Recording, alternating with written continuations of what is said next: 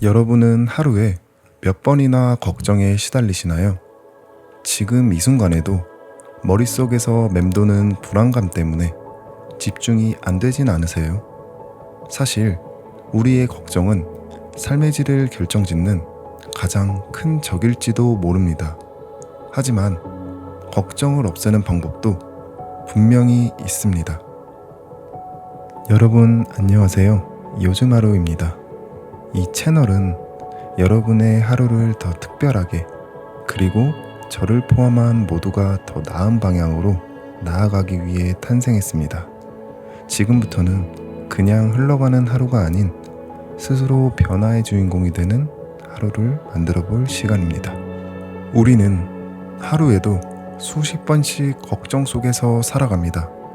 오늘 해야 할 일부터 미래에 대한 불안까지, 걱정은 우리의 마음을 잠식하고 때로는 아무것도 하지 못하게 만들기도 하죠. 그런데 걱정이란 과연 무익하기만 한 걸까요? 데일 카네기는 그의 책 자기관리론에서 걱정을 다루는 방법을 명확히 제시하며 이렇게 말합니다. 걱정을 멈추고 삶을 새롭게 시작하라. 카네기는 걱정의 본질은 단순한 두려움이나 불안이 아니라 우리 자신이 통제할 수 있는 것과 통제할 수 없는 것을 구분하지 못한 데서 비롯된다고 했습니다. 그는 걱정을 다스리기 위해 걱정 분석법을 사용하라고 조언합니다.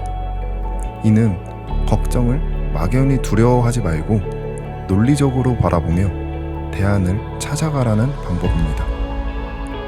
오늘 이 시간에는 데일 카네기가 제시한 걱정을 다루는 실질적인 방법을 통해 여러분의 삶을 더 건강하게 만들어갈 수 있는 방법을 나눠보려고 합니다. 여러분, 지금 마음속에 떠오르는 걱정이 있다면 잠시 내려놓고 이렇게 질문해보세요. 이 걱정이 정말로 해결할 수 없는 문제인가? 지금부터 걱정을 다스리고 스스로를 관리하는 방법을 하나씩 알아보겠습니다. 함께 시작하겠습니다. 걱정은 보이지 않지만 우리의 삶을 뒤흔드는 강력한 적입니다. 우리는 매일 크고 작은 걱정 속에서 시간을 허비하며 때로는 미래에 대한 불확실성으로 잠 못 이루기도 하죠. 그런데 이런 걱정이 우리의 몸과 마음에 얼마나 해로운 영향을 미치는지 생각해 보셨나요? 한 가지 사례를 말씀드릴게요. 저자 데일 카네기 본인의 경험입니다. 그는 한때 작가가 되겠다는 결심으로 소설을 쓰기 시작했지만 출판사들로부터 수많은 거절을 받았습니다. 그의 작품은 형편없다는 혹독한 평가를 받았고 그는 좌절에 빠졌습니다. 하지만 그는 그 상황에서 걱정을 극복하기 위해 자신만의 공식을 만들었습니다. 첫째, 자신이 직면한 문제를 명확히 정의했고, 둘째, 최악의 상황을 상상하며 그것을 받아들였으며, 셋째, 최악의 상황을 개선하기 위해 실질적인 방법을 모색했습니다. 그는 소설가로서의 길을 졌고 성인 교육 프로그램을 개발하며 새로운 방향으로 나아갔고, 결과적으로 그의 결정은 삶의 전환점이 되었습니다. 데일 카네기는 걱정을 없애는데 아주 간단하면서도 강력한 세 가지의 단계를 제안했는데요. 이 방법은 우리 삶에 엄청난 변화를 가져올 수도 있습니다. 첫 번째는 사실 파악하기. 두 번째, 최악의 상황 상상하기. 그리고 세 번째는 그 상황을 개선하기입니다. 이제 이 세 단계를 하나씩 살펴보도록 하겠습니다. 첫 번째, 걱정을 마주했을 때 가장 먼저 해야 할 일은 그 상황에 대한 모든 사실을 파악하는 것입니다.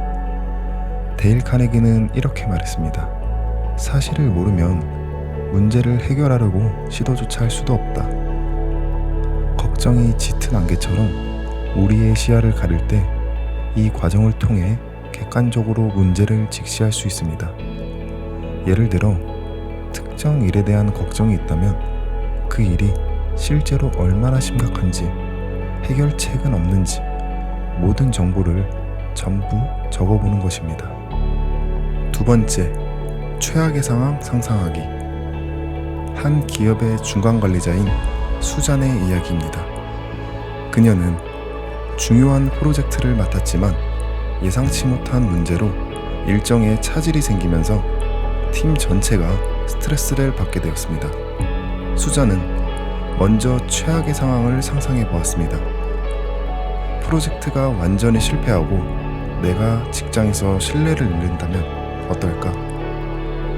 그녀는 이런 상황을 마음속으로 받아들였고 실패를 하더라도 다시 시작할 기회가 있을 것이라고 스스로를 위로했습니다. 세 번째, 최악의 상황을 개선하기. 수잔은 최악의 상황을 개선하기 위한 방법을 찾았습니다. 그녀는 프로젝트의 핵심 문제를 파악하고 우선순위를 재조정했으며 팀원들과의 소통을 강화했습니다. 이 과정에서 걱정에서 벗어난 수잔은 더 냉철하게 문제를 바라볼 수 있었고 결국 프로젝트를 성공적으로 마무리할 수 있었습니다. 중요한 점은 우리가 걱정에서 벗어나야 비로소 해결책에 집중할 수 있다는 것입니다. 물론 이 세 가지 단계를 실천하는데 어려움이 있을 수 있습니다. 예를 들어 어떤 상황에서는 걱정이 너무 커서 사실을 파악하기조차 어려울 수도 있습니다. 하지만 이 장애물을 극복하는 방법은 매우 간단합니다. 먼저 모든 사실을 적어보며 자신의 걱정을 구체적으로 분해해 보세요. 그리고 최악의 상황을 받아들이는 대신 그럴 가능성이 얼마나 될까? 라는 질문을 던져보세요. 대부분의 경우 걱정의 가능성은 극히 낮다는 것을 알게 되실 겁니다. 여러분, 걱정은 우리를 잠식시키는 강력한 적이지만 동시에 우리가 통제할 수 있는 감정입니다. 저자 데일 카네기의 말을 빌리자면 걱정을 분해하고 극복하는 것은 단순히 더 나은 삶을 사는 방법이 아니라 우리 자신에게 자유를 선물하는 일입니다. 여러분도 이 방법을 통해 더 큰 삶의 가능성을 열 수 있습니다. 걱정을 떨쳐내고 자신이 진정 원하는 삶을 향해 한 걸음 내디드세요. 오늘부터 실천해보세요. 지금 이 순간 여러분이 가장 걱정하고 있는 문제를 종이에 적어보세요. 그리고 데일 카네기의 방법을 그대로 따라해보세요. 사실을 파악하고 최악의 상황을 상상한 뒤 그 상황을 개선할 수 있는 방법을 구체적으로 작성해 보는 겁니다. 이 세 가지 단계를 매일 반복하며 걱정에서 벗어나는 연습을 해보세요. 걱정은 사라지지 않을 것 같지만 여러분의 작은 실천 하나로 놀랍게도 우리 삶에서 점점 자리를 잃게 될 겁니다. 이제 더 이상 걱정에 얽매이지 말고 자유롭고 충만한 삶을 시작하세요. 오늘도 여러분의 시간을 내주셔서 감사합니다. 이 영상이 여러분께 작은 변화의 시작이 되길 진심으로 바랍니다. 앞으로 여러분의 하루를 더 나아지게 만드는 이야기를 전하겠습니다. 감사합니다. 왜 어떤 사람은 어려운 환경에서도 세계적인 성공을 이루고 또 어떤 사람은 그 자리에 머무를까요? 여러분 안녕하세요. 요즘하루입니다. 오늘 하루도 여러분만의 특별한 이야기로 채워지길 바라겠습니다. 리카싱이라는 이름 들어보신 적 있으신가요? 오늘 영상에서는 리카싱이라는 인물이 가난과 역경 속에서도 어떻게 세계적인 사업가가 되었는지, 그리고 그가 남긴 교훈들을 깊이 있게 다룰 예정입니다. 돈을 벌고 유지하고 나누는 법까지 그의 삶이 전하는 메시지 함께 시작하겠습니다. 리카싱의 이야기는 1928년 중국의 광둥성 차오저우에서 시작됩니다. 그의 어린 시절은 결코 풍요롭지 않았습니다. 오히려 가난과 역경 속에서 삶의 터전을 일구어야 했죠. 그러나 부모님의 교육적 가르침 덕분에 그는 배움의 중요성을 일찍 깨달았습니다.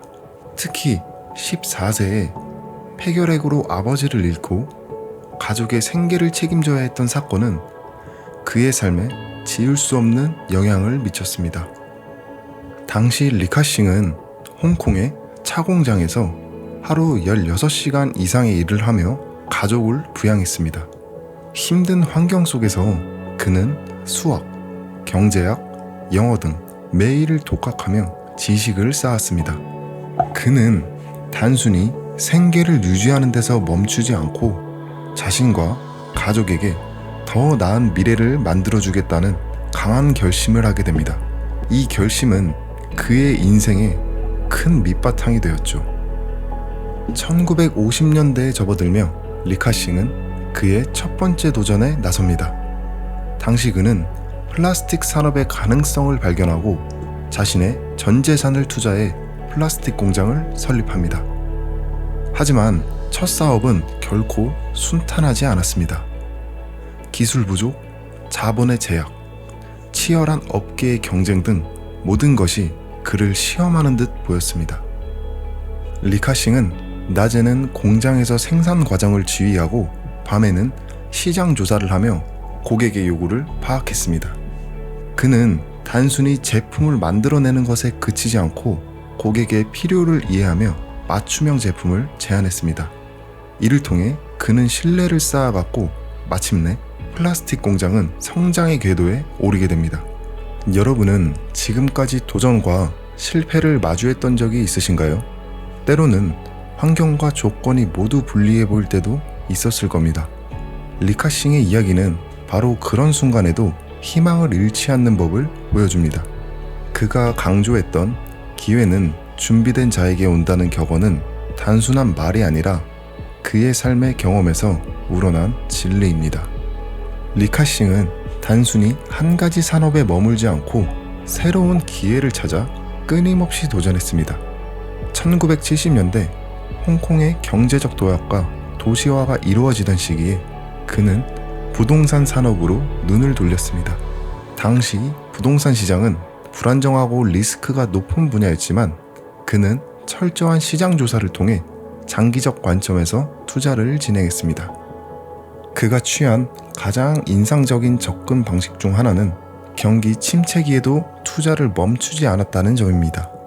대부분의 투자자들이 불확실성 때문에 주저하던 시점에 그는 과감하게 행동했고 이 판단은 홍콩 경제가 회복되면서 큰 결실로 돌아왔습니다. 특히 그는 단순히 이익을 위한 투자가 아닌 도시의 발전과 더 나은 환경을 만드는 데 기여하기 위해 부동산 개발을 이어갔습니다. 리카싱의 성공 뒤에는 몇 가지 원칙이 숨어 있습니다. 첫째, 그는 항상 미래를 예견하며 준비했습니다. 플라스틱 산업이 급성장할 것을 예견한 것도 홍콩의 부동산 시장이 성장할 것을 간파한 것도 그의 해안을 보여줍니다. 둘째, 그는 끈기와 진심으로 신뢰를 쌓았습니다. 직접 고객을 찾아가며 플라스틱 샘플을 보여주고 부동산 투자에서도 경기 침체기에도 꾸준히 매입하며 장기적인 성과를 기대했습니다. 셋째, 그는 단순히 자신의 성공을 위한 사업을 한 것이 아니라 사회의 변화를 주도하고 기여하려는 철학을 가졌습니다. 이는 단순한 자산 축적이 아닌 책임 있는 성공을 이루는 데 필요한 태도를 잘 보여줍니다. 그렇게 리카싱은 부동산뿐만 아니라 통신산업으로도 발을 넓히며 1980년대 기술혁명을 주목했습니다. 그는 허치슨 텔레콤을 인수하며 통신산업의 입지를 다졌습니다. 당시 많은 기업들이 통신시장의 불확실성에 대해 회의적이었지만 그는 모바일 통신과 인터넷이 미래의 핵심 기술이 될 것을 예견했습니다. 그의 전략은 단순히 기업을 소유하는 데 그치지 않았습니다. 혁신적인 기술과 서비스를 통해 고객 중심의 비즈니스를 구축하며 모바일 통신이 세계 경제와 일상의 필수적인 인프라로 자리 잡는 데 기여했습니다. 이는 리카싱이 어떻게 시대의 흐름을 읽고 선구자로서 행동했는지 잘 보여주는 사례입니다. 또한 그는 에너지와 항만 사업에도 대규모 투자를 단행했습니다. 청정 에너지 기업들에 투자하며 지속 가능성을 중시했으며 항만 사업을 통해 글로벌 물류 네트워크를 구축했습니다. 이 모든 사업들은 리카싱의 비즈니스가 단순한 이익 창출을 넘어 세계 경제와 사회적 안정에 기여하는 역할을 하게 만들었습니다. 리카싱의 성공은 과거에 안주하지 않고 미래를 바라보는 안목 덕분에 가능했습니다. 그는 정보기술, 에너지, 물류와 같은 산업에서 기회를 발견하며 끊임없이 새로운 시장을 개척했습니다. 그의 통찰력은 기술 혁신과 지속 가능한 에너지의 중요성을 강조하며 전 세계적인 산업 변화의 흐름을 주도하는 데 기여했습니다. 현대사회에서 그의 사업 철학은 더욱 중요합니다. 통신과 같은 디지털 인프라, 재생에너지를 중심으로 한 환경 친화적 비즈니스 모델, 그리고 세계를 연결하는 글로벌 네트워크는 미래 경제의 핵심 동력으로 꼽힙니다. 리카싱의 삶은 몇 가지 실질적인 교훈을 제공합니다. 첫째, 기회는 준비된 사람에게 온다. 그는 어려운 시기를 기회로 바꾸기 위해 지속적으로 배우고 준비했습니다. 여러분이 원하는 목표가 있다면 지금부터라도 관련된 기술과 지식을 쌓으시길 바라겠습니다. 둘째, 장기적인 관점으로 투자하라. 리카싱은 단기적인 이익에 연연하지 않고 항상 미래를 바라보며 행동했습니다. 여러분도 투자와 계획에서 장기적인 시각을 한번 가져보시길 바라겠습니다. 셋째, 사회적 책임을 잊지 말라. 그는 자신이 얻은 부와 성공을 나눔으로써 더 큰 가치를 창출했습니다. 여러분의 성공이 다른 사람에게도 긍정적인 영향을 미칠 수 있도록 계획해보세요. 리카싱은 그의 삶을 통해 단순히 부자가 되는 것이 아니라 부를 통해 세상을 어떻게 변화시킬 수 있는지를 보여주었습니다. 그의 이야기는 한 개인의 성공담을 넘어 도전과 나눔의 철학을 전달합니다. 여러분도 이 영상을 통해 자신의 가능성을 다시 한번 믿고 목표를 향한 첫걸음을 내디뎌 보시길 바라겠습니다. 오늘 우리가 내딛는 작은 발걸음이 내일의 거대한 변화를 만듭니다. 여러분의 인생을 밝히는 특별한 힘이 되어드리겠습니다. 마음을 울리고 삶의 용기를 불어넣어주는 이야기로 언제나 곁에서 함께하겠습니다. 요즘 하루와 함께 더 많은 특별한 순간을 만들고 싶으시다면 지금 구독하고 앞으로 계속 함께 해주세요. 감사합니다.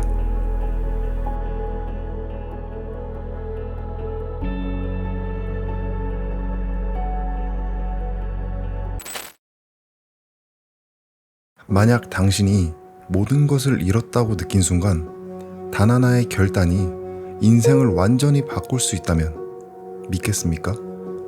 여기 남편의 갑작스러운 죽음과 함께 삶이 산산조각 나는 경험을 한 여성이 있습니다. 막대한 빚, 홀로 키워야 하는 아이들, 그리고 자신을 갉아먹는 질병까지. 그녀는 몸과 마음이 모두 망가진 상태에서 더 이상 희망이 없다고 느꼈습니다. 매일 남편을 원망하며 분노 속에 갇혀있던 그녀는 결국 하반신 마비와 식도암이라는 치명적인 건강 문제에 직면하게 됩니다. 여러분 안녕하세요. 요즘 하루입니다. 오늘 하루도 여러분만의 특별한 이야기로 채워지길 바라겠습니다. 오늘 우리는 생각과 의식이 현실에 어떤 영향을 미칠 수 있는지, 그리고 그로 인해 사람들이 어떻게 삶을 변화시키고 있는지에 대한 놀라운 사례를 살펴볼 것입니다. 끝까지 함께 하신다면 여러분도 지금 당장 삶의 변화를 시작할 영감을 얻게 되실 겁니다. 여기 양자물리학과 신경과학의 기반을 둔 놀라운 이론이 있습니다. 바로 우리의 의식이 단순한 생각을 넘어 현실에 영향을 미친다는 개념입니다. 이는 단순한 상상이 아니라 실질적인 변화를 만들어낼 수 있다는 것입니다. 조 디스펜자의 연구는 이 점을 강조하며 우리의 신념과 감정이 실제로 현실을 창조한다는 주장을 뒷받침합니다. 지금부터는 실제 사례를 통해 자세히 말씀드리겠습니다. 여기 애나라는 여성이 있습니다. 애나는 희귀한 신경근육 질환으로 인해 몇 년간 휠체어에 의존하며 생활했습니다. 그녀의 질환은 현대의학으로는 치료가 불가능하다는 판정을 받았고 근육과 신경의 점진적 퇴행으로 결국 전신마비에 이를 수 있다는 암울한 진단이 내려졌죠. 여러 병원을 전전하며 다양한 치료법을 시도했지만 그녀의 상태는 오히려 점점 악화되었습니다. 애나의 이야기는 큰 고난 속에서도 인간이 얼마나 강인한 의지로 자신을 변화시킬 수 있는지를 보여줍니다. 그녀는 남편의 갑작스러운 죽음 소식을 들으며 인생의 가장 큰 절망을 경험했습니다. 남편은 성공한 변호사였지만 그의 죽음과 함께 애나는 예상치 못한 막대한 빚을 떠안게 되었습니다. 그녀는 혼자서 아이들을 키우고 생계를 책임져야 하는 상황에 처했으며 심리적, 경제적, 육체적으로 모두 무너져 내렸습니다. 남편의 죽음 이후 애나는 극심한 스트레스 속에서 매일 남편을 원망하며 그의 죽음을 저주했습니다. 그녀는 나에게 모든 것을 떠넘기고 떠난 남편에 대한 분노를 반복적으로 되새기며 고통 속에 살았습니다. 이 부정적인 감정은 그녀의 건강에 심각한 영향을 미쳤습니다. 결국 스트레스로 인해 면역 체계가 척추신경을 공격하면서 하반신 마비를 겪게 되었고 몸이 급속도로 약해져 직장을 그만둘 수밖에 없었습니다. 이후 상황은 더욱 악화되었습니다. 남편의 빚을 갚으며 아이들을 돌보는 것이 버거운 상황에서 애나는 소화계 문제와 함께 위장 입구에 종양이 발견되어 식도암 진단을 받았습니다. 방사선 치료와 약물로 몸이 더 쇠약해진 그녀는 정신적으로도 완전히 무너져 내렸습니다. 모든 것을 잃은 것 같은 절망 속에서 애나는 처음으로 자신의 삶에 대해 진지하게 기도하며 변화가 필요하다는 내면의 깨달음을 얻었습니다. 애나는 변하기로 결심했습니다. 그녀는 모든 약물 복용을 멈추고 스스로의 힘으로 삶을 바꾸겠다고 다짐했습니다. 그녀는 명상이라는 방법을 선택해 하루에 2번씩 꾸준히 명상을 시작했습니다. 그러나 처음에는 명상도 쉽지 않았습니다. 몸과 마음의 저항, 주변의 회의적인 시선, 그리고 자신에 대한 의심이 끊임없이 그녀를 괴롭혔습니다. 심지어 의사와 주변 사람들로부터 순진하고 멍청하다는 조롱까지 받았지만 그녀는 포기하지 않았습니다. 애나는 명상을 통해 자신의 과거를 반복해서 떠올리는 고통에서 벗어나기 시작했습니다. 그녀는 더 이상 과거의 상처를 되새기지 않고 미래에 자신이 원하는 모습에 집중하며 새로운 자신을 상상하기 시작했습니다. 나는 병을 얻었던 열정만큼 치유에 집중한다면 나아질 수 있다는 강력한 깨달음과 함께 그녀는 명상에 전념했습니다. 매일 두려움을 극복하고 새로운 미래를 믿는 에너지를 내면에 쏟아부었습니다. 그렇게 4년 동안 꾸준히 명상을 이어간 끝에 애나는 마침내 기적적인 치유를 경험했습니다. 2013년 남편이 죽은 지 6년 만에 암세포가 완전히 사라졌고 식도에 있던 종양도 흔적 없이 치유되었습니다. 그녀의 건강은 놀라운 속도로 회복되었고 검진 결과 암에 대한 징후는 전혀 발견되지 않았습니다. 그 후 애나는 삶을 완전히 새롭게 시작했습니다. 심리상담 기관을 설립해 20명 이상의 상담사와 전문 인력을 고용하여 경제적으로도 육체적으로도 풍족한 삶을 살게 되었습니다. 그녀는 자신의 경험을 통해 다른 사람들을 돕고 치유와 변화를 전달하는 삶을 살고 있습니다. 애나의 사례는 단순한 의학적 치유의 이야기가 아닙니다. 그것은 내면의 변화와 끈질긴 의지가 어떻게 극복할 수 없는 것처럼 보이는 상황을 변화시킬 수 있는지를 보여줍니다. 과거에 갇힌 자신을 버리고 명상을 통해 미래의 자신을 상상하며 그것을 현실로 만든 애나의 이야기는 많은 사람들에게 영감을 줍니다. 그녀는 우리 모두가 스스로를 변화시키고 더 나은 삶을 만들 수 있음을 증명한 살아있는 예입니다. 또 다른 사례를 말씀드리겠습니다. 여기 다니엘이라는 사업가가 있습니다. 다니엘은 20대의 열정적인 사업가로 성공을 목표로 매주 60시간 이상 일을 하며 과도한 스트레스 속에 살았습니다.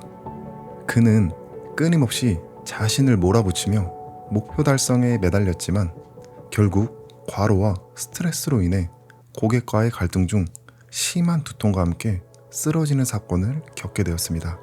이후 두통은 점차 악화되었고 다양한 의료진을 찾아다녔지만 모두 별다른 이상을 발견하지 못했습니다. 다니엘은 약물 처방만 받을 뿐 점점 더 나빠지는 상황에 무력감을 느꼈습니다. 절망 속에서 그는 결국 사업을 접게 되었고 모든 것을 잃어버렸습니다. 빚더미에 올라앉은 그는 어머니의 집에 얹혀 살며 극심한 자존감 저하와 우울증을 겪게 됩니다. 특히 전자기파를 방출하는 기기 근처에만 가도 두통이 악화되는 전자기파 과민증 진단을 받으며 사회와 더욱 단절된 삶을 살게 됩니다. 하루 대부분을 침대 위에서 보내며 전자기파 차단공을 설치한 방 안에 갇혀 무기력하게 시간을 보내던 그는 주변 친구들이 성공적인 삶을 살아가는 모습을 보며 더욱 깊은 절망에 빠졌습니다. 이대로는 안 되겠다는 결심과 함께 다니엘은 명상을 시작하게 됩니다. 처음에는 통증과 회의감에 어려움을 겪었지만 명상을 꾸준히 실천하면서 점차 두통이 완화되는 경험을 하게 되었습니다. 그는 한 번의 명상 중 머릿속에서 빛의 쇼가 펼쳐지는 강렬한 경험을 했고 명상 후 일정 시간 동안 두통이 완전히 사라지는 것을 느끼며 희망을 되찾았습니다. 점차 자신감을 얻은 다니엘은 의도적으로 전자기파에 노출되는 환경에서 명상을 시도하기로 했습니다. 그는 1인 사무실을 임대하고 전자기파를 방출하는 기기들을 들여놓은 상태에서 명상을 시작했습니다. 초기에는 극심한 불편함을 느꼈지만 명상을 이어가면서 두통과 만성 피로가 서서히 사라졌습니다. 꾸준한 명상을 통해 그는 두통과 피로를 완전히 극복했고 스스로 100% 치유가 되었다고 확신하게 되었습니다. 치유된 이후 다니엘은 다시 일을 시작했고 이전처럼 과도하게 일하지 않으면서도 훨씬 더 많은 수익을 올리며 안정적인 삶을 살게 되었습니다. 그는 하루 1시간에서 2시간만 일하면서도 과거보다 더 많은 돈을 벌게 되었고 스트레스를 받으며 고군분투했던 과거와는 완전히 다른 삶을 누리게 되었습니다. 몸과 마음 그리고 우리의 에너지가 얼마나 깊게 연결되어 있는지 이 연결을 깨닫는 순간 여러분은 스스로 치유와 변화를 만들어낼 수 있습니다. 우리의 몸은 단순한 물질적 존재가 아닙니다. 우리는 에너지로 이루어진 존재입니다. 여러분의 몸속 모든 세포, 모든 조직은 서로 에너지를 주고받으며 대화하고 있습니다. 그리고 중요한 점은 이 에너지가 단순히 육체 내부에 머무르지 않는다는 것입니다. 우리의 생각, 감정, 그리고 의식은 강력한 에너지 파동을 만들어내며 우리 주변 세계에도 영향을 미칩니다. 여러분이 경험했던 부정적인 감정을 떠올려 보세요. 그 감정이 얼마나 몸속에 부담을 주었는지 느껴보셨을 겁니다. 스트레스, 불안, 분노 같은 감정은 우리의 에너지 필드를 어둡게 만들고 심지어 신체적 건강에도 악영향을 미칩니다. 이 과정은 우리도 모르는 사이에 일어나지만 그 결과는 분명합니다. 몸이 피곤하고 면역력이 약해지고 점점 더 부정적인 상태에 빠지게 되는 것이죠. 하지만 여기서 주목해야 할 것은 여러분이 이 에너지의 흐름을 바꿀 수 있다는 사실입니다. 바로 명상을 통해서입니다. 명상을 통해 여러분은 부정적인 감정과 에너지를 제거하고 긍정적이고 치유적인 에너지를 몸에 채울 수 있습니다. 디스펜자는 명상을 통해 미래의 자신을 상상하라고 말합니다. 이미 치유되고 건강해진 자신을 생생히 떠올리며 그 감정을 느끼라는 것입니다. 이 과정에서 우리의 뇌는 상상과 현실을 구분하지 못합니다. 그리고 그 상상이 현실로 바뀌는 첫걸음이 됩니다. 오늘 소개해드린 도서는 조 디스펜자의 당신도 초자연적이 될 수 있다 였습니다. 여러분도 지금 이 순간 변화의 여정을 시작할 수 있습니다. 하루 10분만이라도 명상을 하며 자신을 진정시키고 감사와 평화의 감정을 느껴보세요. 부정적인 감정에서 벗어나 에너지의 흐름을 다시 조정하세요. 그렇게 하면 여러분은 더 건강하고 행복한 삶으로 나아갈 수 있습니다. 기억하세요. 여러분의 에너지가 곧 여러분의 현실을 만듭니다. 그리고 그 에너지를 바꿀 힘은 바로 여러분 안에 있습니다. 지금 당신의 초자연적 잠재력을 깨워보세요. 오늘 영상이 여러분의 삶에 용기를 더하는 작은 힘이 되길 바랍니다. 당신이 용기를 얻고 싶거나 삶의 새로운 방향이 필요하다면 구독 부탁드리겠습니다. 요즘 하루였습니다. 감사합니다.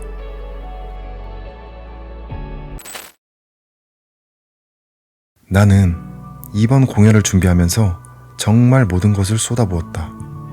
매 순간을 공연 내용에 집중했고 나름대로 최선을 다했다고 믿었다. 그런데도 관객들의 반응은 내 기대에 한참 미치지 못했다.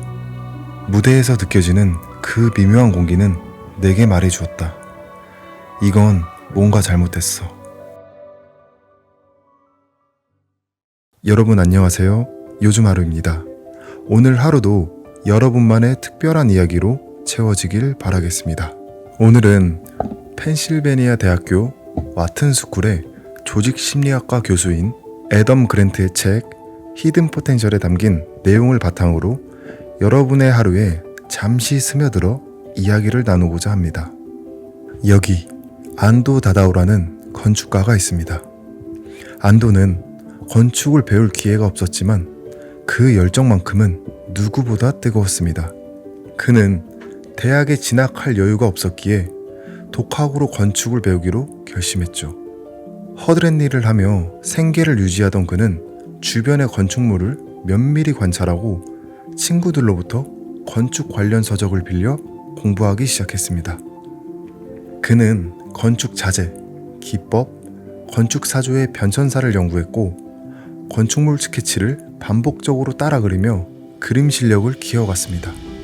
이 과정에서 그는 깊은 관찰력과 끈기를 발휘하며 건축에 대한 이해를 점점 넓혀갔습니다. 안도의 이런 노력은 결국 결실을 맺게 되었습니다. 그는 독학으로 일본 건축사 자격증을 취득했으며 이후 여러 프로젝트를 통해 실력을 증명했습니다. 1995년 고베 대지진이 일본을 강타했을 때 안도가 설계한 35개의 건물은 단 하나도 무너지지 않았다는 놀라운 결과를 보여줬습니다. 내가 설계한 35개의 건물이 하나도 무너지지 않았다니. 안도는 건축은 눈으로 보기에만 아름다운 것이 아니라 기능적으로도 사람을 지켜야 한다는 안도의 신념이 옳았다는 것을 깨달은 순간이었습니다. 또한 안도는 제한된 예산과 공간 속에서 창의적이고 독창적인 해결책을 찾아내는 것으로도 유명합니다. 그는 완벽주의를 철저히 거부하며 제한된 조건 속에서 최선을 다하는 것이 자신의 방식이라고 설명했습니다. 특히 그의 첫 번째 자택 설계 사례는 이를 잘 보여줍니다. 그는 약 18.6제곱미터의 작은 대지에 집을 지어야 했고 이 공간적 제약 때문에 완벽을 추구할 수 없었습니다. 안도 다다오는 이걸 어떻게 해야 하지? 생각했지만 제약 속에서 가능성을 찾는 건 내 방식이야. 단순함과 본질에 충실하기로 하자. 그는 본질에 충실한 설계로 방향을 전환했습니다. 창문이 없는 콘크리트 상자 형태의 집을 설계했으며 천장에 채광창을 두어 최소한의 채광과 환기를 확보했습니다. 비가 오는 날에는 집안에서 우산을 써야 할 정도로 기능적으로 불편했지만 이는 주어진 조건에서 최대한 창의적으로 설계한 결과였습니다. 안도의 이러한 접근 방식은 미니멀리즘과 자연 경광을 살린 건축 철학으로 이어졌습니다. 그는 제한된 자연과 환경 속에서 효율적이고 독창적인 건축물을 만들어내며 주변 환경과의 조화를 중요하게 생각했습니다. 이러한 철학과 태도는 그를 빛과 콘크리트의 거장으로 불리게 만들었습니다. 안도 다다오는 건축 분야에서 가장 권위 있는 4개의 상을 모두 수상한 유일한 건축가입니다. 그러나 그는 자신의 성공을 단순히 완벽주의로 설명하지 않았습니다. 그는 완벽을 추구하기보다 결함을 수용하고 그 안에서 최선을 찾아내는 자세가 성장과 발전의 열쇠라고 믿는다고 말합니다. 안도 다다오의 이야기는 많은 교훈을 남깁니다. 첫째, 제한된 조건 속에서 창의적으로 잠재력을 발휘하라. 둘째, 완벽함보다는 주어진 현실에서 최선을 다하라. 셋째, 실패와 결함을 성장의 발판으로 삼아라. 넷째, 성장은 끊임없는 도전과 학습에서 나온다. 완벽함을 추구하기보다 현실을 수용하고 거기에서 최선의 가능성을 발견하는 태도가 진정한 잠재력을 발휘한다고 말합니다. 여기 여러 번의 실패로 좌절을 하고 있는 또 다른 남자가 있습니다. 스티브 마틴이 1960년대에 스탠드업 코미디를 시작했을 때 그는 여러 번 실패를 경험했습니다. 그 스스로도 나는 타고난 재능이 없어 라고 인정했으며 당시 비평가들조차도 그의 초기 평가에 동의했죠. 그는 연기를 터득하기 위해 노력했지만 초창기에는 큰 성과를 내지 못했습니다. 마틴은 공연 내용을 준비하기 위해 엄청난 시간을 쏟았으나 관객들의 반응은 항상 기대치에 미치지 못했죠. 나는 이번 공연을 준비하면서 정말 모든 것을 쏟아부었다. 매 순간을 공연 내용에 집중했고 나름대로 최선을 다했다고 믿었다.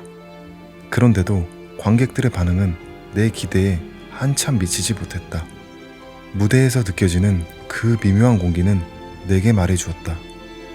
이건 뭔가 잘못됐어. 그는 자신이 선호하지 않은 학습 방법으로 작업을 시작하게 됩니다. 그것은 바로 글쓰기였습니다. 글쓰기는 그에게 매우 불편한 작업이었고 본인의 타고난 재능으로는 해결할 수 없는 부분이었습니다. 그는 글쓰기를 싫어했으며 심지어 최고로 평가받는 작가들조차도 글쓰기를 미룰 수 있다면 미룰 방법을 찾으려 한다는 사실을 언급했습니다.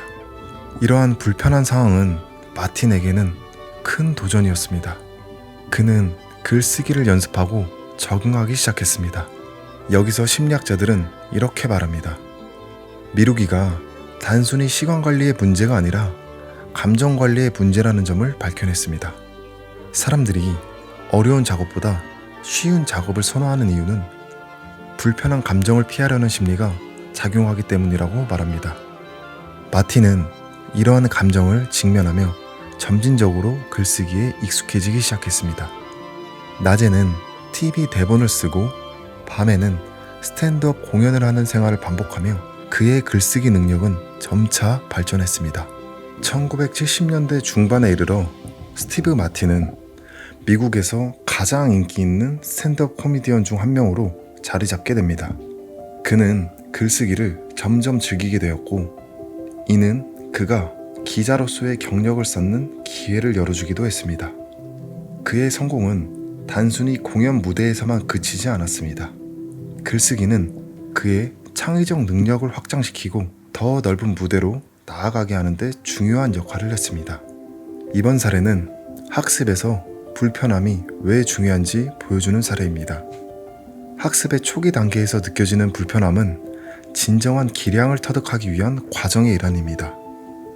마틴은 자신이 선호하는 방식이 아닌 불편한 방식으로 접근하며 성장했고 결국 그는 스탠드업 코미디의 정점에 오르게 되었습니다. 마틴의 이야기 역시 많은 교훈을 남깁니다. 첫째, 불편함을 성장의 도구로 사용하라. 둘째, 꾸준함이 능력을 만든다. 셋째, 성공은 불편함을 극복할 때 온다. 불편한 영역에 도전하고 그 과정을 통해 자신의 잠재력을 발견하라.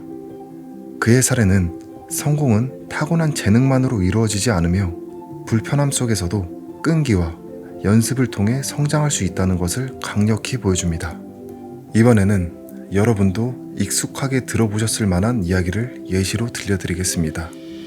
고난이 주는 성장의 기회라는 주제는 인생에서 극한의 상황이나 도전적인 순간이 인간의 잠재력을 어떻게 끌어내는지, 이러한 상황에서 인간은 스스로도 상상하지 못한 초인적인 능력을 발휘하기도 합니다.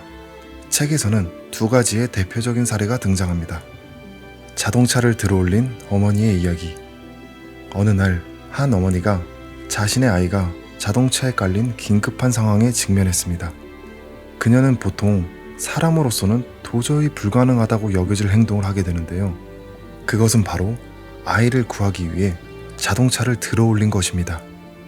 이는 물리적으로 상상하기 어려운 힘을 발휘한 사례로 인간이 절박한 상황에서도 자신도 몰랐던 잠재력을 발휘할 수 있음을 보여줍니다. 월남전 당시 미국의 사례. 전쟁 중 미군 4명이 타고 있던 지프가 수렁에 빠지는 사고가 발생했습니다. 당시 그들은 베트콩의 공격을 피해 도망쳐야 하는 위급한 상황이었죠. 겨우겨우 4명은 지프를 들어올려 수렁에서 꺼내고 다시 차량에 올라타 무사히 부대로 복귀했습니다. 그들은 부대로 돌아온 뒤 평범한 환경에서 지프를 들어올릴 수 있는지를 실험했지만 결국은 실패했습니다. 이 사건은 긴박한 생사의 위기의 상황에서만 발휘되는 잠재력이 존재한다는 점을 상기시켜주는 사례입니다. 오늘은 우리가 모두 가지고 있는 잠재력에 대해서 이야기해봤습니다. 안도 다다오, 스티브 마틴, 그리고 위기 속에서 잠재력을 발휘했던 사람들의 사례를 통해 우리의 잠재력이 어떻게 발현될 수 있는지 생각해보는 시간이었습니다. 결국 잠재력은 우리 모두에게 숨어 있지만 그 잠재력을 깨우는 과정은 쉽지 않습니다. 불편함과 도전은 어쩌면 우리 모두가 피하고 싶어하는 것이지만 그 속은 진정한 성장이 숨어 있다는 것을 오늘 사례들이 보여주고 있습니다. 안도 다다오가 부족함을 창의적으로 극복하며 걸작을 만들어냈듯이 스티브 마틴이 불편함을 정면으로 마주하며 새로운 능력을 키워냈듯이 우리도 각자의 자리에서 불편함과 결함을 기회로 바꿀 수 있습니다. 특히 삶에서 느껴지는 제약과 한계는 단순히 우리를 가두는 틀이 아니라 새로운 길을 열어주는 가능성이 될 수 있다는 것을 기억해 주세요. 오늘 소개한 이야기들은 단순히 유명인의 사례가 아니라 우리 모두가 일상에서 적용할 수 있는 교훈을 담고 있습니다. 지금 여러분이 어떤 어려움을 겪고 있든 그것이 바로 여러분의 잠재력을 끌어낼 수 있는 중요한 순간일지도 모릅니다. 우리는 모두 각자의 속도와 방식으로 성장하고 있습니다. 중요한 건 자신을 믿고 매일 조금씩 앞으로 나아가는 것이겠죠. 불편함이 찾아올 때 이것은 나를 성장시키기 위한 도전이다라고 생각하며 조금 더 용기 있게 마주해보세요. 안도 다다오나 스티브 마틴처럼 여러분의 잠재력을 깨우는 순간이 찾아올 것입니다. 오늘 이야기가 여러분의 삶에서 새로운 가능성을 발견하는 작은 씨앗이 되었길 바랍니다. 당신이 용기를 얻고 싶거나 삶에 새로운 방향이 필요하다면 구독 부탁드리겠습니다. 기억하세요. 그 순간을 두려워하기보다 성장의 기회로 받아들이세요. 지금 이 순간에도 자기 자신을 믿으며 앞으로 나아가고 있을 여러분 모두에게 응원의 마음을 전합니다. 요즘 하루였습니다. 감사합니다.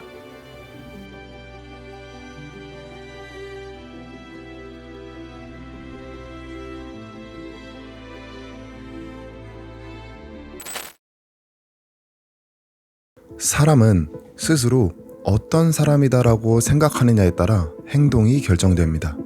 자신을 평범한 직장인이라고 여기는 사람은 어떤 기회가 와도 적극적으로 도전하지 않습니다. 반면 나는 능력 있는 사업가다라는 셀프 이미지를 가진 사람은 같은 기회 속에서도 사업가처럼 행동하고 결국 현실도 그렇게 변합니다. 성공한 사람들과 그렇지 않은 사람들의 가장 큰 차이는 돈을 대하는 태도에서 시작된다고 합니다. 부자들은 돈을 좋아하고 돈을 다루는 방법을 알고 있으며 돈의 흐름을 봅니다. 반면 돈이 부족한 사람들은 돈을 나쁘게 생각하거나 돈을 벌면서도 죄책감을 느끼는 경우가 많습니다. 여러분 안녕하세요. 요즘하루입니다. 오늘 하루도 여러분만의 특별한 이야기로 채워지길 바라겠습니다. 요즘 책방 6화부터는 책의 주제와 어울리는 노래를 추천해드리고 있습니다. 영상을 끝까지 함께 해주시고 뒤에 나오는 저의 추천곡도 꼭 들어보세요. 요즘 책방 6화 시작하겠습니다. 성공한 사람들은 종종 정해져 있는 원칙들이 중요하다고 말합니다. 하지만 우리가 원하는 결과를 얻기 위해 반드시 따라야 하는 것이 이런 원칙들만은 아닐 수 있습니다. 많은 성공 법칙은 이미 목표를 이룬 사람들이 자신의 상태를 유지하기 위해 만들어낸 것일 뿐 처음부터 성공을 이루는데 반드시 필요한 요소는 아닐 수가 있습니다. 오늘은 간다 마사노리의 책 비상식적 성공 법칙에 담긴 내용을 바탕으로 여러분의 하루에 잠시 스며들어 이야기를 전하고자 합니다. 저자는 단순한 이론이 아니라 실제로 성공한 사람들이 공통적으로 실천한 핵심 전략을 강조합니다. 단순한 동기부여가 아닌 삶을 변화시키는 강력한 실천법을 말이죠. 이 영상에서는 저자가 전하고자 하는 핵심 메시지를 바탕으로 우리가 성공을 향해 나아갈 수 있는 구체적인 방법을 소개합니다. 스스로 한계를 만들지 않고 목표를 현실로 바꾸는 가장 효과적인 방법이 무엇인지 함께 알아보겠습니다. 우리는 흔히 성공한 사람들이 말하는 겸손, 인내, 인간관계, 긍정적인 사고방식 같은 법칙을 따라야 한다고 배웁니다. 하지만 저자는 이러한 성공 법칙은 보통 사람들에게는 효과적이지 않을 수도 있다고 말합니다. 그 이유는 대부분의 성공법은 이미 성공한 사람들이 자신을 다잡기 위해 만든 것이기 때문입니다.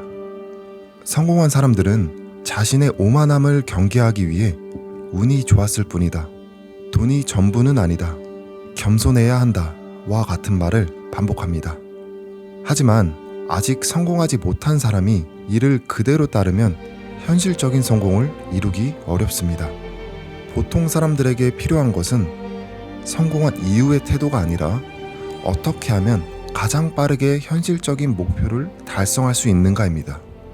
예시로 한 유명한 기업가가 강연에서 이런 말을 했다고 가정해 봅시다. 부자가 되고 싶다면 돈을 쫓지 마세요.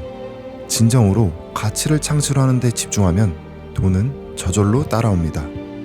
이 말은 맞는 말처럼 들립니다. 하지만 초기에 돈이 절실한 사람에게는 현실과 맞지 않은 조언일 수 있습니다. 예를 들어 창업을 준비하는 사람이 돈보다는 가치 창출이 중요하다는 말을 믿고 수익 모델도 없이 이상적인 제품을 만들려고 한다면 현실적인 어려움에 부딪힐 가능성이 크다는 뜻이죠. 실제로 성공한 기업가들은 초기에 돈을 벌기 위해 치열하게 고민하고 어떻게든 수익을 내기 위한 전략을 세우며 작은 성공을 만들어갑니다. 즉, 보통 사람에게 필요한 것은 가치를 먼저 창출하라는 철학적 교훈이 아니라 어떻게 하면 빠르게 돈을 벌고 현실적인 기반을 다질 수 있는가라는 이야기입니다. 또한 저자는 기존의 상식적인 방법들은 너무 많은 시간과 노력을 요구하는 경우가 많다고 이야기합니다. 하지만 성공하기 위해서는 무작정 오래 노력하는 것이 아니라 최소한의 필수 요소를 배우고 즉시 실천하는 것이 더 효과적이라고 이야기합니다. 돈과 마음의 풍요를 동시에 얻으려 하기보다 현실적으로 돈을 먼저 확보하고 이후에 내면을 다듬어야 한다고 거듭 강조합니다. 또한 저자는 목표를 종이에 적는 것이 성공을 이루는 가장 강력한 방법 중 하나라고 강조합니다. 머릿속으로 목표를 떠올리는 것만으로는 충분하지 않습니다. 목표를 종이에 적고 매일 반복해서 읽어야 합니다. 우리의 뇌는 반복적으로 인식하는 정보에 집중하며 그것을 현실로 만들기 위해 작동하기 때문입니다. 많은 사람들이 목표를 세우지만 실제로 그것을 글로 남기고 매일 읽는 사람들은 극소수에 불과합니다. 하지만 성공하는 사람들은 다릅니다. 그들은 목표를 시각화하고 이를 매일 되새기며 무의식적으로 행동을 유도합니다. 이를테면 나는 월 1,000만 원의 수익을 만드는 게 목표이다 하면 목표를 적어둔 종이를 아침에 일어나서 읽고 점심에 업무를 하며 읽고 잠들기 전에 읽고 수시로 되새기라는 말입니다. 그러면 우리의 뇌는 월 1,000만 원의 수익을 당연히 만들어야 할 것처럼 움직인다는 뜻이죠. 목표를 단순한 생각이 아닌 눈으로 확인할 수 있는 현실로 만들 때 비로소 성공은 움직이기 시작합니다. 만약 원하는 것이 있다면 지금 바로 종이에 적어보길 권해드립니다. 그리고 매일 읽어보세요. 목표를 적는 순간 뇌는 그것을 이루기 위해 스스로 길을 찾기 시작할 것입니다. 목표를 세울 때는 단순히 이루고 싶다고 생각하는 것과 이미 이루고 있다는 듯이 적는 것에는 큰 차이가 있습니다. 저자는 목표를 적을 때는 반드시 현재 진행형으로 작성할 것을 권합니다. 예를 들어 나는 1년 안에 월 1,000만 원을 벌고 있다는 것처럼 목표를 현재 진행 중인 것처럼 적으면 우리의 뇌는 이를 현실로 받아들이고 자연스럽게 행동을 유도합니다. 어떤 한 젊은 사업가는 막연히 언젠가 창업해서 성공해야지 라고 생각만 했을 때는 별다른 변화가 없었습니다. 하지만 목표를 나는 6개월 후 내 브랜드를 론칭하고 월 1,000만 원의 매출을 올리고 있다 라고 적은 순간부터 그는 실행에 집중하게 되었습니다. 매일 목표를 읽으며 방향을 명확히 하니 기회가 눈에 띄기 시작했고 결국 목표했던 결과를 이뤄냈습니다. 혹시 목표를 종이에 적는다고 해서 정말 달라질까? 의문이 드실 수도 있습니다. 우리의 뇌는 던지는 질문에 대해 끊임없이 답을 찾으려는 습성이 있기 때문에 목표를 계속해서 상기하면 자연스럽게 이를 이루기 위해 행동하게 됩니다. 성공한 사람들은 목표를 시각적으로 인식하고 이를 반복적으로 되새기며 무의식적으로도 목표를 향해 움직이도록 뇌를 프로그래밍합니다. 그렇게 하면 자연스럽게 기회가 보이고 행동이 달라지며 결국 목표에 도달하게 됩니다. 목표를 머릿속으로만 두는 것이 아니라 현실로 끌어오는 작은 습관이야말로 성공을 만드는 가장 강력한 첫걸음입니다. 또한 저자는 우리의 인생은 스스로를 어떻게 정의해야 하느냐에 따라 완전히 달라질 수 있다고 이야기합니다.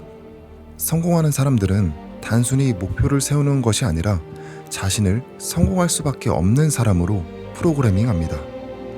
저자는 이를 자기 최면 그리고 셀프 이미지 구축이라는 개념으로 설명합니다. 사람은 스스로 어떤 사람이라고 생각하느냐에 따라 행동이 결정됩니다. 자신을 스스로 평범한 직장인이라고 여기는 사람은 어떤 기회가 와도 적극적으로 도전하지 않습니다. 반면 나는 능력 있는 사업가다 라는 셀프 이미지를 가진 사람은 같은 기회 속에서도 사업가처럼 행동하고 결국 현실도 그렇게 변한다는 것이죠. 또 하나의 예시를 들어보겠습니다. 많은 사람들 앞에서 이야기하는 것이 두렵다고 생각했던 사람이 있다고 해보겠습니다. 그는 중요한 자리에서 늘 긴장했고 말실수를 할까 두려워했습니다. 하지만 스스로를 나는 뛰어난 스피커다 라고 정의하며 매일 자기 최면을 걸기 시작했고 나는 사람들 앞에서 자신감 있게 말한다. 매일 이렇게 되뇌이고 행동을 바꾸니 그의 태도가 변했다는 것입니다. 뇌는 반복되는 말을 무의식적으로 받아들입니다. 그래서 자신에게 반복적으로 긍정적인 최면을 걸면 실제로 그 이미지에 맞게 행동이 변화하고 현실도 바뀌기 시작합니다. 반대로 부정적인 말을 반복하면 뇌는 그것을 사실로 받아들이고 스스로 한계를 만들어버립니다. 나는 원래 인맥이 없어서 성공하기 어려워. 나는 운이 나쁜 편이야. 이런 말을 반복하면 정말 그렇게 됩니다. 부정적인 자기 최면을 거는 것을 멈추고 의식적으로 자신을 성공할 수밖에 없는 사람으로 프로그래밍 하길 바랍니다. 저자 역시 자신이 컨설팅 강사로 처음 일을 시작했을 때를 이야기합니다. 그는 처음엔 강의하는 것이 너무 두려웠고 쉬는 시간에도 질문을 피하려 했습니다. 하지만 그는 자신을 슈퍼 에너자이징 티처라고 정의했고 강의 전에 계속해서 이렇게 반복했습니다. 나는 사람들에게 에너지를 주는 강력한 강사다. 매일 이렇게 자기 체면을 걸며 행동을 바꾸자 그는 실제로 활기 넘치는 강사가 되었습니다. 이전에는 두려웠던 질문들이 이제는 반가워졌고 사람들에게 끊임없이 에너지를 전달하는 사람이 되었습니다. 이처럼 스스로를 어떤 사람이라고 규정하느냐에 따라 우리의 행동과 결과가 달라집니다. 이제는 돈의 흐름에 대해서 이야기를 해볼 텐데요. 돈은 많은 사람들에게 중요한 요소이지만 동시에 복잡한 감정을 불러일으킵니다. 일부 사람들은 돈을 필요로 하면서도 돈을 부정적인 것으로 여기거나 돈을 많이 벌면 죄책감을 느끼는 경향이 있습니다. 하지만 저자는 이러한 태도가 결국 돈을 멀어지게 만든다고 말합니다. 또한 성공한 사람들과 그렇지 않은 사람들의 가장 큰 차이는 돈을 대하는 태도에서 시작된다고 말합니다.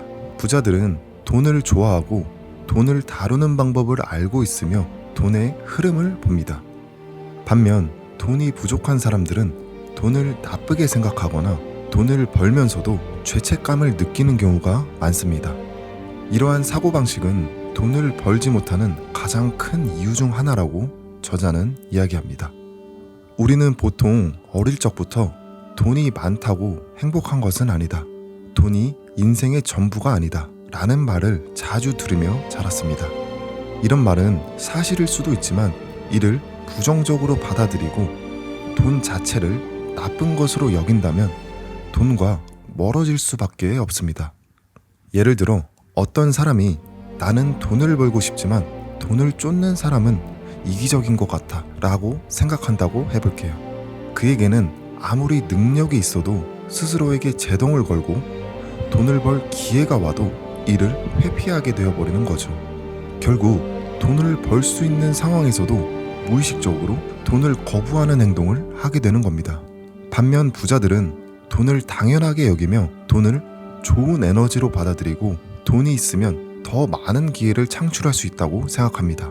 결국 돈을 긍정적으로 바라보는 사람에게 돈이 모이고 부정적으로 여기는 사람들은 점점 돈과 멀어지게 된다는 것이죠.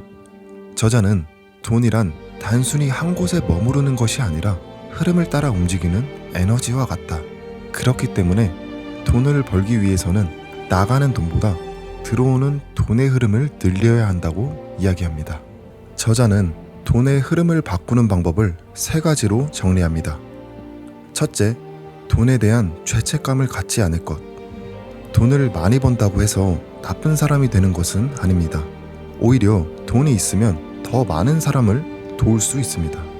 돈을 긍정적인 것으로 받아들이고 돈이 많아지는 것에 대해 심리적 거부감을 없애야 합니다. 둘째, 돈이 들어오는 흐름을 만들고 나가는 흐름을 조절할 것. 많은 사람들이 돈이 생기면 곧바로 소비하는 습관을 가지고 있습니다. 하지만 중요한 것은 돈이 들어오는 구조를 만드는 것입니다. 부자들은 돈을 소비하는 것보다 돈이 계속해서 들어오는 시스템을 구축하는 데 집중합니다. 예를 들어 새로운 수익원을 만들거나 돈을 불릴 방법을 고민하는 것처럼요. 셋째, 연수입을 스스로 정할 것. 많은 사람들은 자신의 연봉을 회사가 정해주는 것이라고 생각하지만 실제로는 본인이 얼마를 벌 것인지 결정하는 것이 중요합니다. 목표 수입을 명확히 설정하고 그 목표에 맞는 행동을 실천하는 것이 필요합니다. 돈이 부족한 사람들은 돈이 생기면 소비부터 합니다. 월급을 받으면 가장 먼저 생활비를 내고 남은 돈을 저축하거나 사용합니다. 하지만 부자들은 돈이 들어오면 돈을 먼저 불릴 방법을 찾고 나중에 소비를 결정합니다. 또한 돈을 버는 사람들은 자신의 수입을 스스로 결정합니다. 많은 사람들이 연봉이 올라가길 기다리겠다 라고 생각하지만 성공한 사람들은 나는 내년까지 월 1,000만 원을 벌 것이다 라는 목표를 정하고 그것을 이루기 위해 적극적으로 노력하고 행동합니다. 결국 돈은 선택의 자유를 만들어준다고 저자는 이야기합니다. 돈을 부정적으로 바라보는 태도를 버리고 돈을 긍정적으로 받아들이며 흐름을 조절할 때 원하는 인생을 살아갈 수 있다고 말이죠. 마지막으로 저자는 성공한 사람들은 즉각적인 실행력을 가지고 있으며 기회를 보자마자 행동에 옮긴다고 강조합니다. 대부분의 사람들은 머릿속으로 수많은 계획을 세웁니다. 이 사업을 시작하면 대박 날 것 같아. 이번 달부터 운동을 시작해야지. 언젠가 책을 써야겠다. 하지만 이 계획들은 실제 행동으로 이어지는 경우는 극히 드물죠. 어떤 사람이 창업을 하고 싶다고 생각하지만 계속해서 더 좋은 아이디어가 필요해. 완벽한 타이밍을 기다려야 해. 라고 고민만 하다 보면 결국 아무것도 시작하지 못한 채 몇 년이 지나버립니다. 반면 실제로 창업에 성공한 사람들은 완벽한 준비보다는 빠른 실행을 선택합니다. 작은 규모라도 먼저 시작하고 경험을 쌓으면서 점점 더 성장해 나갑니다. 즉, 실천하는 사람과 고민만 하는 사람의 차이는 시간이 지나면서 엄청난 격차를 만듭니다. 즉각적인 행동이 반드시 거창한 일이 될 필요는 없습니다. 중요한 것은 작은 행동이라도 당장 시작하는 것입니다.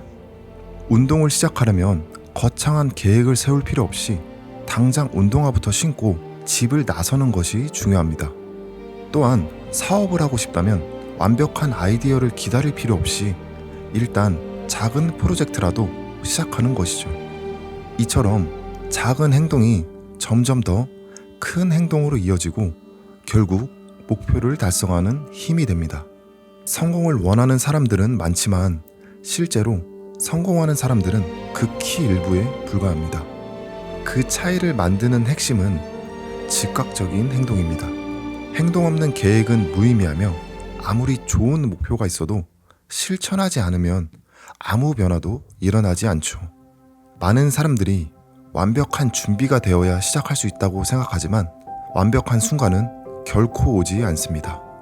오히려 완벽을 기다리다 보면 기회를 놓치고 시간이 흐를수록 점점 더 행동이 어려워지죠. 지금 당장 움직이는 것이 가장 강력한 성공 전략입니다. 이제 선택은 여러분의 몫입니다. 머릿속으로만 다짐하는 것이 아니라 오늘부터 작은 실천을 시작해보세요. 지금 이 순간 목표를 종이에 적고 행동으로 옮긴다면 여러분도 점점 원하는 삶에 가까워질 수 있습니다. 성공은 기다리는 것이 아니라 스스로 만들어가는 것입니다. 당신이 용기를 얻고 싶거나 삶에 새로운 방향이 필요하다면 구독 부탁드리겠습니다.